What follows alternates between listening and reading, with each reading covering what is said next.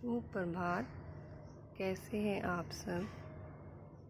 आज मैं आपको आयुर्वेद में वर्णित कुछ ऐसी बात बता रही हूँ जो हमारे आयुर्वेदिक जो शास्त्री आयुर्वेद शास्त्री उन्होंने बताया है कि चाय हमारे लिए नहीं बनी है, चाय हमारे देश के लिए नहीं बनी है, यह विदेशियों के लिए ज़रूरी है।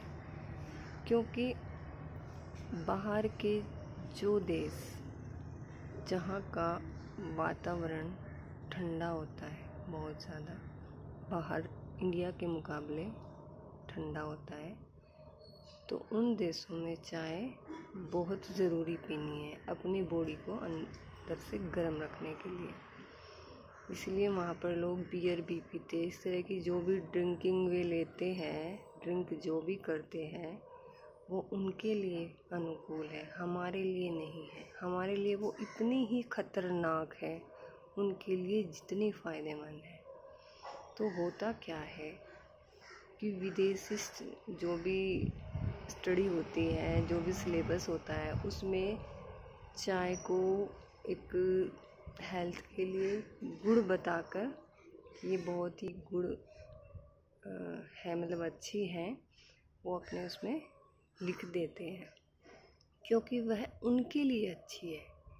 और हमारे बच्चे, इंडिया वाले बच्चे जो बाहर पढ़ने जाते हैं, वो पढ़कर आते हैं कि चाय सेहत के लिए बहुत अच्छी है, लेकिन ये सिर्फ उन्हीं के लिए अच्छी है, हमारे लिए नहीं अच्छी है। क्या बाहर के लोग आके हमारा सिलेबस पढ़ के जाते हैं, बताते हैं? अब पढ़ने लगे हैं ना, पहले नहीं पढ़ते थे ना, क्योंकि उन्हें ये पता चल गया है कि भारत में जो आयुर्वेद है वह इतना महत्वपूर्ण है। हमारे आयुर्वेद में सभी देशों के हिसाब से सब वर्णन मिल जाएंगे, लेकिन बाहर के देशों में हमारे देश के अनुकूल वातावरण के हिसाब से कोई वर्णन नहीं मिलेगा। इसलिए इस बात का हमेशा ध्यान रखें कि अपने पुराने शास्त्रों को, आयुर्वेद को पढ़ो और उसी के हिसाब से अपना खान पान रखो। क्या विदेशी चीज़ों पर निर्भर हो गए हो और अपनी सेहत खराब कर रहे हो?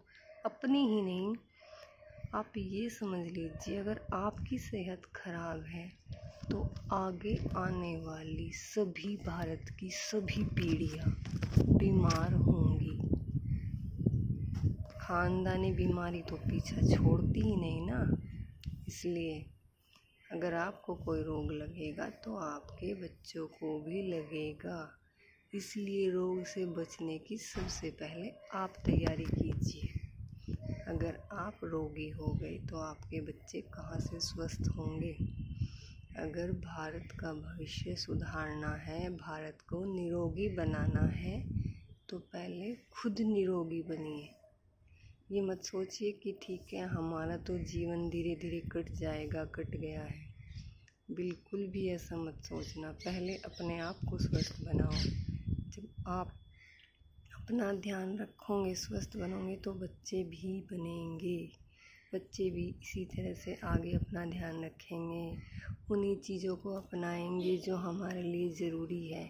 आप अपने बच्चों को कहीं भी पढ़ने भेजना, लेकिन हमेशा एक बात बताना, आप पढ़ो, बाहर का जो भी है ज्ञान प्राप्त करो, लेकिन अपने ज्ञान को मत छोड़ना।